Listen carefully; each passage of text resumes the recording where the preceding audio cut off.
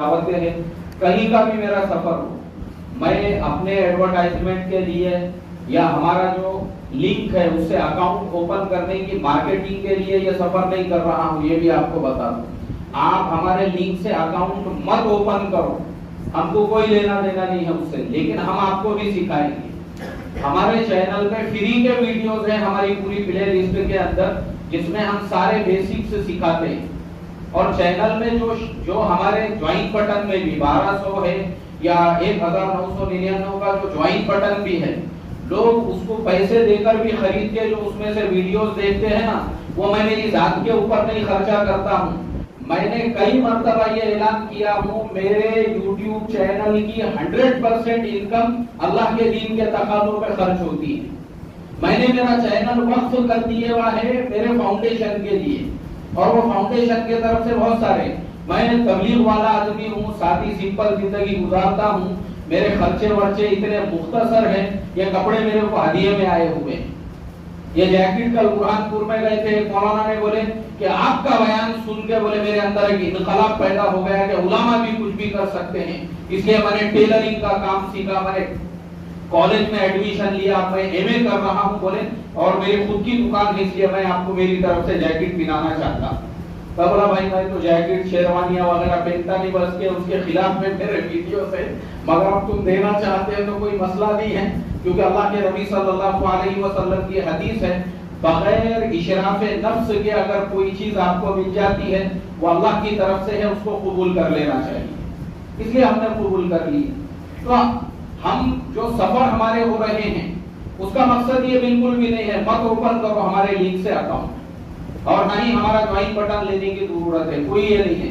लेकिन हम आपको बताएंगे आपको गरीबी से बाहर निकलना है।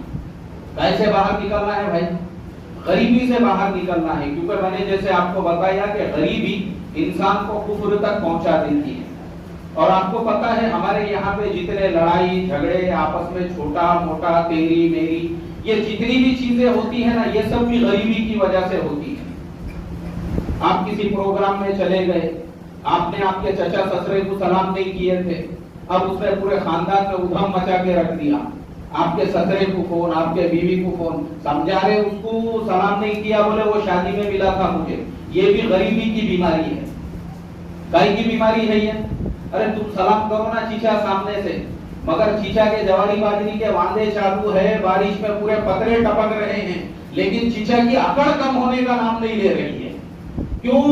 गुर्बत गरीब आदमी के पास में सिवाय एटीट्यूड के और सिवाय जो है बोले मेरा अपना जो सेल्फ रिस्पेक्ट है, उसके अलावा वो बेचारे के पास कुछ भी नहीं रहता। भले बोले अपने पास में बंगला हवेली नहीं है, मगर इज्जत है बोले अपने पास में। इज्जत के क्या रोटियां डाल के खाता, अपना एक मार्केट में वजन है, वजन से क्या वो वजन के बराबर आपको जवारी बाजरी मिलने वाली है। अब मैं आपको बताता हूँ, जब इंसान के पास पैसा आता है ना, उसमें आजीजी इनकिसारी और तवाज़ो भी आती है। मैं दुबई जाता हूँ, दुबई है, रासल खैमा है। अभी पिछले साल रमजान में मैं रासल खैमा में था फजर की नमाज के लिए, जो ओरिजिनल अरबों की बस्ती है, जहाँ सिर्फ अरब लोग रहते। वहां पे वो मेरे मेजबान का मकान था, हम फजर की नमाज के लिए मस्जिद में जाते थे। अब वो पूरे अरब है नमाज पढ़ने वाले वहां पे। अपना इंडिया पाकिस्तान बांग्लादेश का एक आदमी भी नहीं है वो एरिया में, 100% अरब। हम पैदल मस्जिद तक जाते थे, दोनों साइड से उनके घर है, हर घर के सामने कम से कम 5-5 गाड़ियां खड़ी हुई है। और वो मॉडल्स है, बहुत सारे मॉडल्स तो अभी हमारे यहाँ पे आए भी नहीं।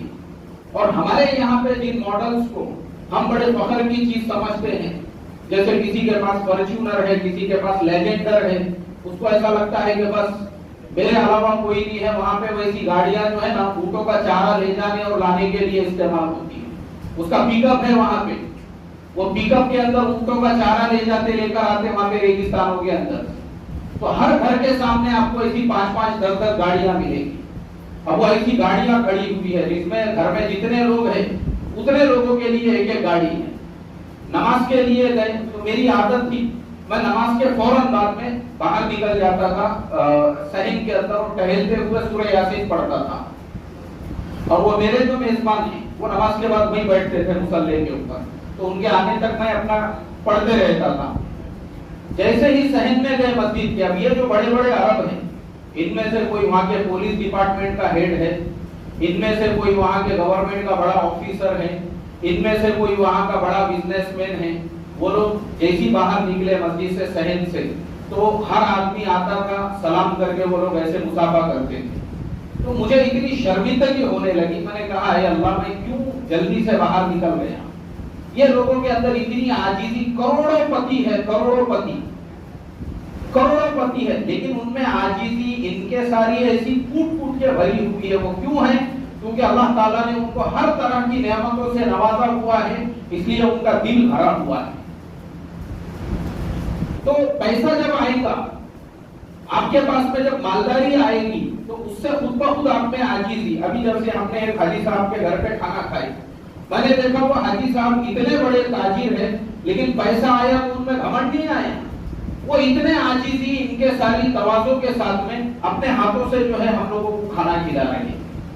मलेशिया में जाता हूँ, आप देखो मलेशिया में लोगों में कैसी इनके सारी है। वहां पे तो वो मॉडल की गाड़ियां हैं, वो जमीन से सिर्फ 4 इंच के ऊंचाई पे वो गाड़ी होती है।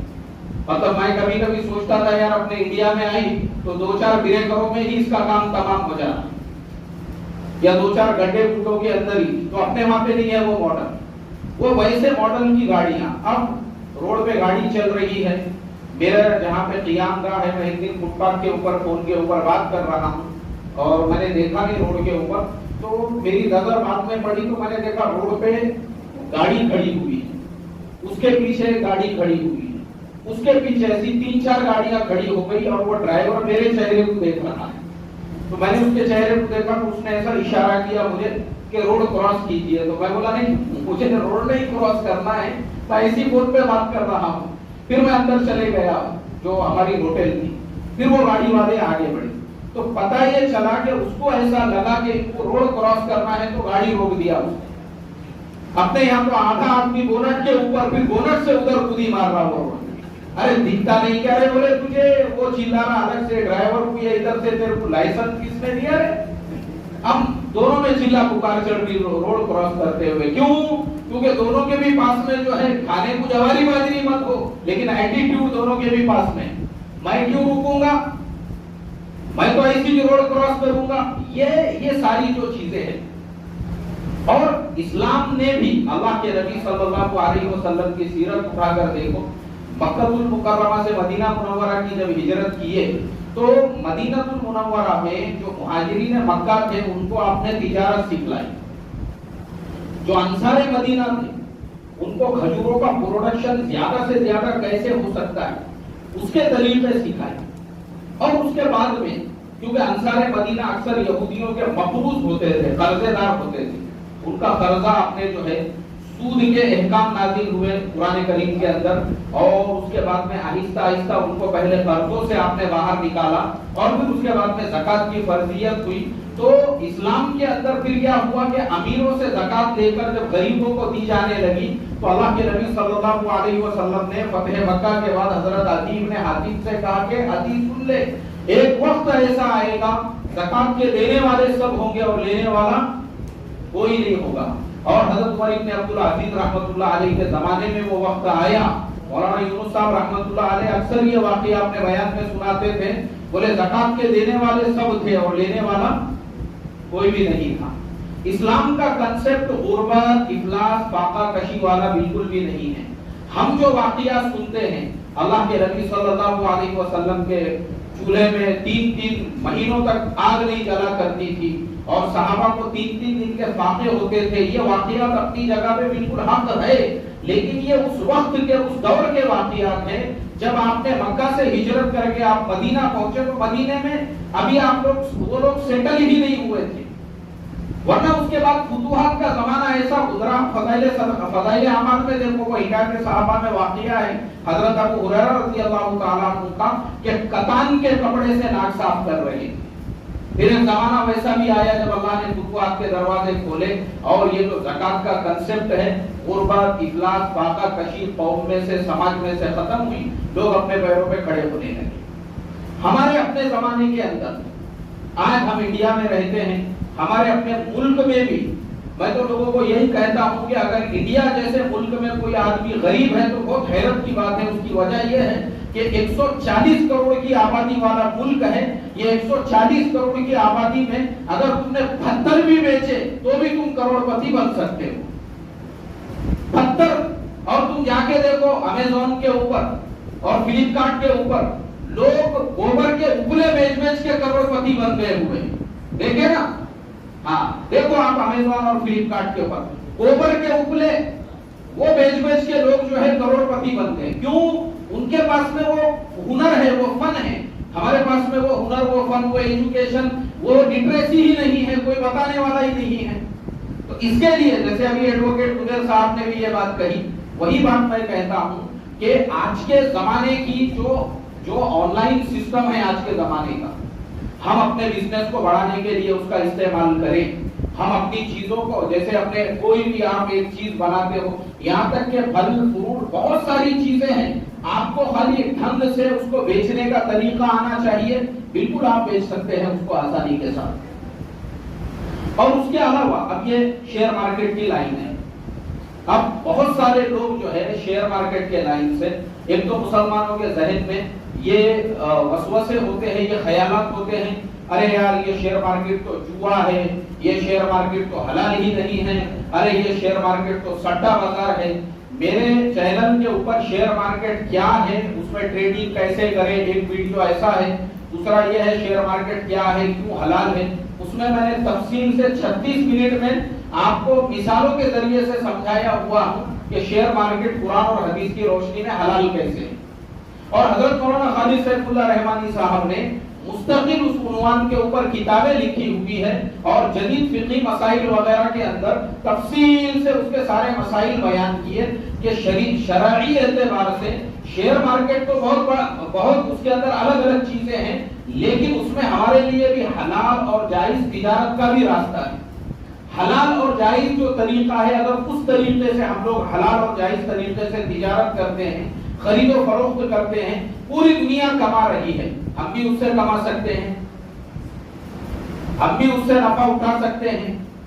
और मैं आपको बता दूं कि जहां पे भी मैं जाता हूं मुझे कोई ना कोई इस तरह के लोग मिलते हैं जो माशाअल्लाह जिन लोगों ने शेयर मार्केट को सीखा, उन्होंने समझा, और वो समझने सीखने के बाद में वो लोग रोजाना जो ट्रेडिंग कर रहे हैं। अभी कल बुरहानपुर में एक नौजवान है, आप लोगों ने बुरहानपुर की जिलेबी के नाम से जो है मशहूर मारूफ है, वो नौजवान जो है वो हमारे मजलिस के अंदर आया और वो नौजवान ने खुद सारे लोगों के सामने खड़े रहकर ये कहा, बोले मैं रोजाना 1.5 से 1% रोजाना कमाता हूं, और जिस दिन इलेक्शन के रिजल्ट का दिन था उस दिन मैंने 17,000 रुपये कमाया। यह खाली एक नौजवान की मिसाल हो गई। आपके इस मजलिस में भी हमारे ब्रॉडकास्ट के बहुत सारे ऐसे मेंबर होंगे या बहुत सारे लोग ऐसे होंगे जो हमारे वीडियोस वगैरह या हमारे जो है स्टेटस वगैरह देखते हैं, उनको पता होगा कि बहुत सारे उलामा अइम्मा, ये इमाम साहब आपके सामने बैठे हैं, ये बेचारे मेवात से तशरीफ लाए। मेवात से उनके यहाँ आने का एक ही रीजन है कि वो हमारे साथ में जुड़े हुए हैं एक जमाने से, और माशाअल्लाह रोजाना कुछ ना कुछ कमा रहे हैं। कई ऐसे उलामा हैं, अइम्मा हैं, आपके अपने शहर के अंदर भी है। तो आप लोग भी, मैंने पहले ही कहा हूं, ये जरूरी नहीं है कि आप मेरे लिंक से अकाउंट ओपन करो, ये जरूरी नहीं है कि आप मेरे ब्रॉडकास्ट के मेंबर बनो या हमारा ज्वाइन बटन दो, कोई जरूरी नहीं है। आप अपने तरीके से भी कर सकते हो, आप अपने तौर पे भी कर सकते हो। मेरा आपको बताने का मकसद सिर्फ इतना है, जब सारी दुनिया कमा रही है, हम क्यों नहीं कमा सकते भाई? सिर्फ उसको एक बार सीखना है बस। और हमारा ये जो मिशन है, मैं जो शहर शहर जाकर आप लोगों को समझाने का, उसका रीजन सिर्फ यही है। मैंने भी क्यों शुरू किया, यानी मेरे साथ जो लोगों को जोड़ना शुरू किया ना, वो उसका भी ये मकसद था। उससे पहले से तो मैं मेरी खुद की ट्रेडिंग 2007 से करते आ रहा हूं, और ये मैंने शुरू किया 2022 से।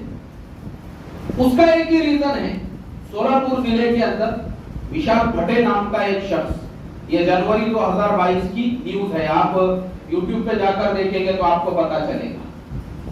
वो विशाल भट्टे जो था, विशाल भट्टे ने क्या किया, उसको खुद को शेयर मार्केट और शेयर ट्रेडिंग आती थी, बाकी लोगों को नहीं आती थी। उसने लोगों को बोला मेरे पास पैसा ला कर दो, मैं ट्रेडिंग करता हूं और आप लोगों को नफे में से हिस्सा दूंगा। तो 100 करोड़ रुपए उसके पास में जमा हुए और वो लेके वो फरार हो गया, उसके बाद से उसका कोई पता नहीं।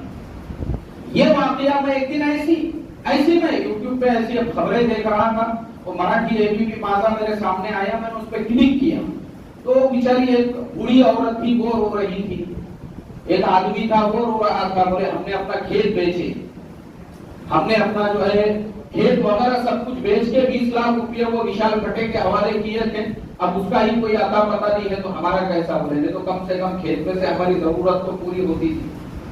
अब वो रोने लगे।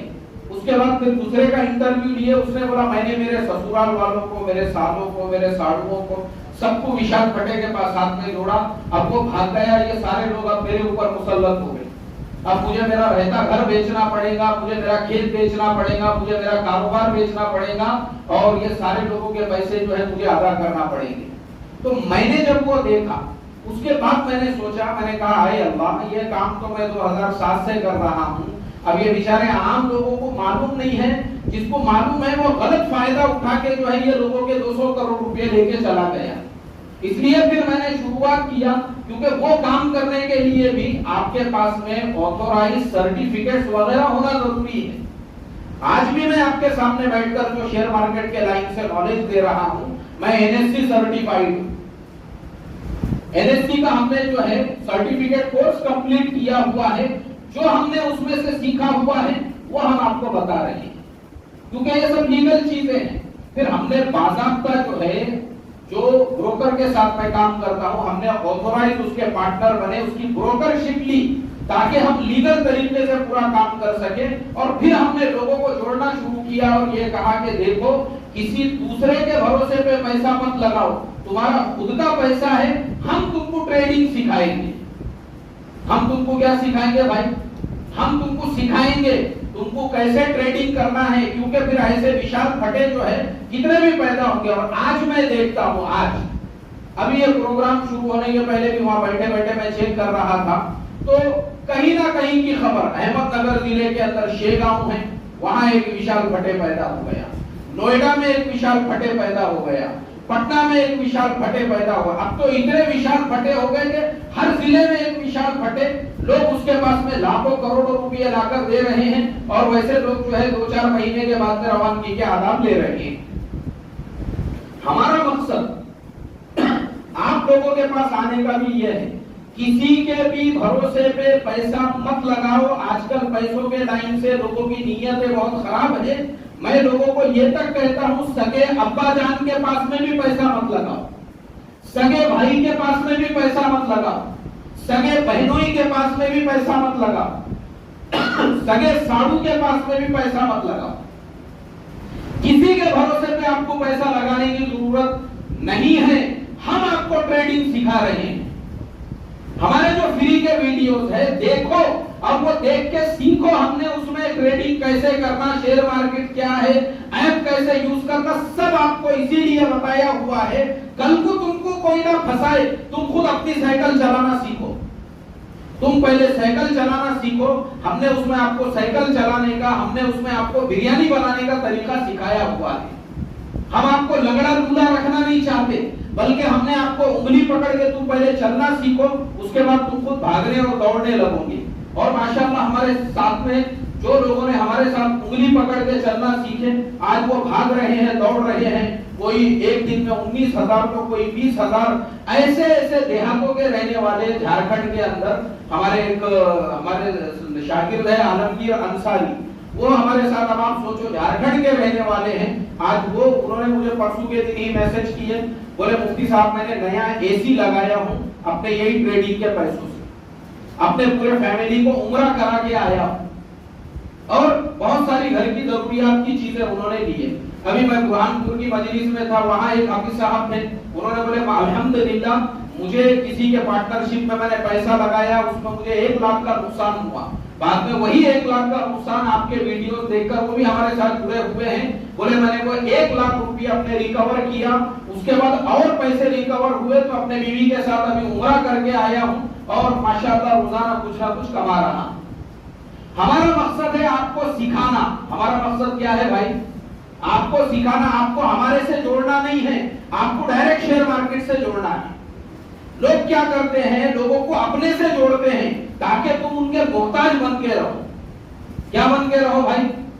मोहताज बन के रहो। आज के जमाने में भी आपको बहुत सारे ऐसे लोग मिलेंगे जो नॉलेज, इल्म लोगों को नहीं सिखाना चाहते हैं। उनको मालूम है हर आदमी अगर आंख वाला बन गया तो फिर हमारे पास में कौन पूछने के लिए आएगा। और हम आपको ये बोलते हैं हमको मत पूछो, हमको चाय भी मत पिलाओ, आप हमको खाना भी मत खिलाओ, हम हमारा डब्बा लेके आते। क्योंकि मैंने पहले बोला मैं तबलीग वाला आदमी हूं, अपनी जान अपने माल वाले कंसेप्ट पे मैं अमल करता हूं, कोई मसला नहीं।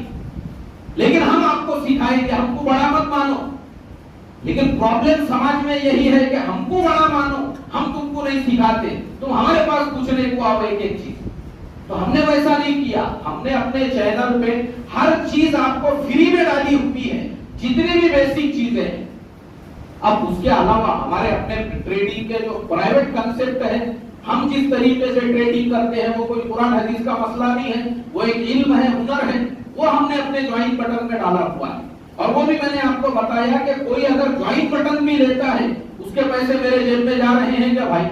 वो कहां जा रहे हैं पैसे? फाउंडेशन में। और 45 बुजुर्ग उलामा को जो मस्जिदों से रिटायर हो चुके हैं, मस्जिद मदरसों से, उनको 2000 रुपये हम उसी फाउंडेशन से पेंशन देते हैं। या ऐसे कामों के अंदर फिर हमारे वो पैसे खर्च होते हैं। तो इसके लिए हम तमाम लोगों को यही कहूंगा, शेयर मार्केट में हर आदमी वो पहले कोशिश करे, जैसे छोटे से हम साइकिल चलाना सीखते हैं, बड़ा अमाउंट लेकर इसमें नहीं आना है। आप सिर्फ 1000 रुपये से आपको सीखना है। कितने रुपये से? 1000 रुपये से पहले बाय कैसे करते हैं, सेल कैसे करते हैं, शेयर पे रिसर्च कैसे करते हैं, और ये सब इसलिए हम आपको सिखा रहे हैं क्योंकि आगे चल के आप खुद जो है ना, खुद अपना शेयर निकालने वाले बनो, शेयर पे रिसर्च करने वाले बनो। अब जैसे ये जो मैंने लोगों की मिसाल दिया, हमारे झारखंड वाले शागिर्द, ऐसे ही तबारक हुसैन साहब हमारे आसाम के एक शागिर्द है। शुरू में हमारे साथ में जुड़े तो थोड़ा थोड़ा अमाउंट था, 1000 रुपये रोज कमाने लगे। बोले मुफ्ती साहब अल्हम्दुलिल्लाह इतना कॉन्फिडेंस आया, अब 30,000 रुपये महीने का टारगेट है, 30,000 रुपये महीना कमाने लगे। बोले अब मेरा 1 लाख रुपये महीने का टारगेट है। अल्हम्दुलिल्लाह 1 लाख रुपया भी महीना कमाने लगे। बोले अब मेरा टारगेट है, आपने मैंने 1 जनवरी 2024 को एक वीडियो चैनल पे डाला था कि 1 जनवरी 2025 तक तुमको करोड़पति बनना है। क्या बनना है भाई? करोड़पति बनना है। और इस्लाम में कोई नाजायज नहीं है करोड़पति बनना। अरे अगर तुम करोड़पति बनोगे क्या करोगे? तुम अपने माँ बाप की खिदमत करोगे, तुम अपने माँ बाप को अच्छा घर लेकर दोगे। मुझे आप बताओ, अगर तुमने तुम्हारे माँ बाप के लिए एक बेहतरीन कूलर लेकर आए, घर में पंखे की गर्मी हो रही थी, या एसी लगा दी है माँ बाप के लिए, बीवी के लिए, बच्चों के लिए, उनके दिल से जो दुआ मिलेगी, क्या तुमको सवाब मिलेगा कि नहीं मिलेगा? तुम्हारे महल्ले के अंदर कोई मोहताज है, मिस्किन है, जब तुम करोड़पति बन गए, अल्लाह ने तुमको हर चीज से नवाजा, मुझे बताओ आप ऐसे लोगों की मदद करोगे या नहीं करोगे? तुम्हारे रिश्तेदारी के अंदर। और मैं आपको इसलिए बोल रहा हूं क्योंकि मैं भी 1200 रुपये महीने की तनख्वाह पे मस्जिद में इमामत किया करता था। जब मैं ये लाइनों से कमाने लगा हूं, अभी मैंने आपको बोला हूं कि 45 बुजुर्ग उलामा को हम पेंशन देते हैं फाउंडेशन से, लेकिन उसके अलावा मेरी अपनी जो कमाई है शेयर ट्रेडिंग से, जो मैं कमाता हूं, मेरे 20 रिश्तेदार ऐसे हैं जिनमें कुछ बेवाएं हैं, कुछ निराधार हैं, उनको 1000 रुपये महीना मैं मेरे जेब से देता हूं हर महीने। अब मुझे बताओ, अगर मैं वही 1200 रुपये महीने की तनख्वाह कमाने वाला रहता था तो क्या मैं मेरे 20 रिश्तेदारों को 1000 रुपये महीना देता था? बल्कि मैं ये सोचता था, अरे यार हाजी साहब को जरा थोड़ा सा लिखे गुताड़े के अंदर कुछ तो भी निकालेंगे फॉर्मूला, कम से कम हाजी साहब से 4-5 हजार मैं निकाल सकता। या फिर मैं अमलिया शुरू कर देता था, नींबू हरी मिर्ची का धंधा। मुझे आप बताओ ना कुछ क्यों? क्योंकि मेरे पास आमदनी का कोई जरिया ही नहीं है, तो उसके अलावा कोई दूसरा काम ही नहीं। लेकिन हम ये लाइनों में आए, आज हम कमा रहे हैं, अपनी जगह पे सेटिस्फाइड है अल्हम्दुलिल्लाह फाइनेंशियली, तो हम दूसरों की मदद करने वाले बने। और मैंने जिम्मेदारी दिया हुआ हूँ मेरे गांव में, जहां जहां भी मेरे रिश्तेदार हैं, मेरी खालाओं को, मेरे जो है दूसरी बहनें वगैरह को गांवों में, कोई भी मोहताज रहे, मिस्कीन रहे, अगर अपने खानदान का है या खानदान का नहीं भी है, करीबी भी है, बिल्कुल बिला झिझक मुझे इत्तला दो इंशाल्लाह, क्योंकि उनको अपन फाउंडेशन से नहीं दे रहे, वो अपने रिश्तेदार हैं, उनका हक है। तो ऐसे ही आप भी अगर करोड़पति बनोगे ना, तो आप दूसरों की मदद करने वाले बनोगे, समाज ऐसे ही आगे बढ़ता है। अल्लाह के नबी सल्लल्लाहु अलैहि वसल्लम ने फरमाया, मोमिन मोमिन के लिए ईंट के जैसा है कि एक ईंट दूसरे ईंट को क्या करती है, तकवीयत पहुंचाती है। यही हमारे समाज में होना चाहिए।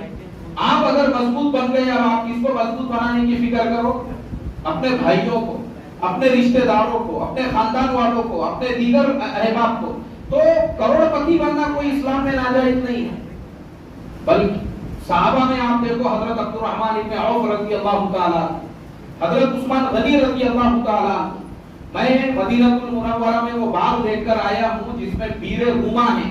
हजरत उस्मान गनी रज़ी अल्लाह ताला ने वो कुआं खरीद कर, जब अल्लाह के नबी सल्लल्लाहु अलैहि वसल्लम मक्के से मदीना हिजरत करके पहुंचे थे, मुसलमानों के पास पीने के लिए पानी नहीं था, तो आपने फरमाया कि जो कोई मुसलमानों के लिए कुआं खरीद कर देगा।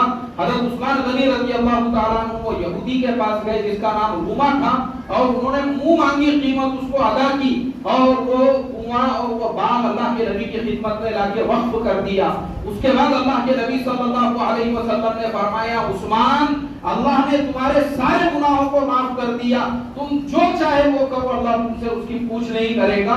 लेकिन हजरत उस्मान गनी रज़ी अल्लाह ताला अन्हु हया के पैकर थे, उन्होंने शर्म हया से अपनी नजरें झुका ली। इसीलिए हमारे जुमा के खुतबे में हया और शर्म हया को हम हजरत उस्मान गनी रज़ी अल्लाह ताला अन्हु से जोड़ते हैं। अब मुझे बताओ, अगर उनके पास में पैसे थे इसीलिए उन्होंने वो कुआं खरीद के वक्फ किया, पैसे नहीं रहते तो वक्फ कर सकते थे क्या भाई? तो पैसा जो कमाना, पैसे कमाने के बाद असल चीज क्या है? असल चीज ये है, आप उसका हक अदा करो। क्या अदा करेंगे? मस्ती में नहीं आना है, बस इतना याद रखो। पैसे आने के बाद काहे में नहीं आना है, मस्ती में नहीं आना है, ये अल्लाह को नापसंद है। मस्ती किसे बोलते हैं? वलीमे में 50-50 लाख रुपया खर्च कर रहे हैं, बिल्कुल गलत बात है। सादा सिंपल खाना बनाओ, अपने महल्ले वालों को खिलाओ, अपने बस्ती में जितने मदरसे हैं उनको खिलाओ, उलमा को बुलाओ, इमाम को।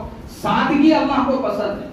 लेकिन हमारे यहाँ पे जो है वलीमे में 50-50 लाख रुपया खर्च हो रहे हैं, ये फिर अल्लाह को नापसंद है। इसके लिए फिर पैसा मत कमाओ। गाड़ी लेने का बोले महल्ले वालों को बताने का है, अब मुझे मैंने भी मारुति 800 का टपरा ले लिया, बोले अब ऐसा ऐसा कट मार के जाता रफीक भाई के घर के सामने, पी पी पी बजाता, बोले हाँ मेरे को भी ऐसी शाइनिंग बताए थे, बोले अगर ये नियत तुम्हारे दिल में है तो बिल्कुल भी करोड़पति मत बनो।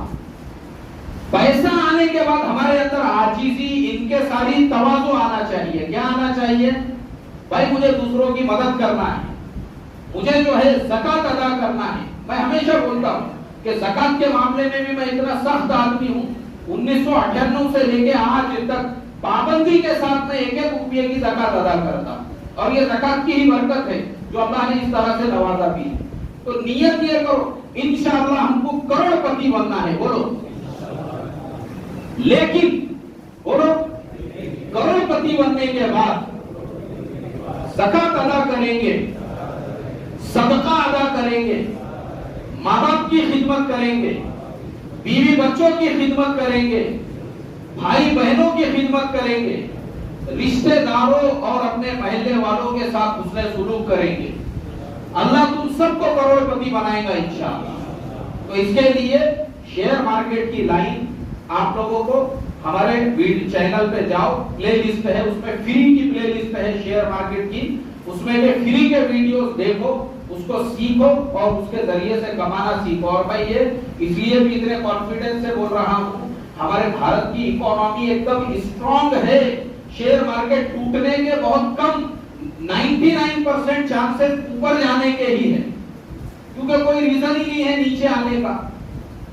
एकदम स्ट्रॉन्ग है हमारे देश की इकोनॉमी। अब आप सोचो, एक महीने का जो जीएसटी है, पिछले महीने का जीएसटी 2.5 लाख करोड़ रुपए जमा हुआ पूरे देश में। इतना गवर्नमेंट हमारी इतनी स्ट्रॉन्ग है, यानी हमारे जो इंडस्ट्रीज, फाइनेंस, एक्सपोर्ट, इंपोर्ट, सारी चीजें, और जीडीपी हमारा जो है पिछले साल के मुकाबले में इस महीने का बढ़कर आया हुआ है। तो इसके लिए आप लोग भी ये लाइन में आएंगे, इंशाअल्लाह नुकसान नहीं होगा, लेकिन जो शरई तरीका है, शरई उसूल है, उन्हीं उसूलों से हमको ट्रेडिंग करना है, करेंगे इंशाअल्लाह। अब हमारी क्वेश्चन आंसर की मजलिस शुरू होती है। आप लोगों में से जिस किसी का जो भी सवाल होगा, ये मोबाइल अपने हाथ में लो, अपना नाम अपने शहर का नाम बोलकर आप अपना सवाल पूछिए।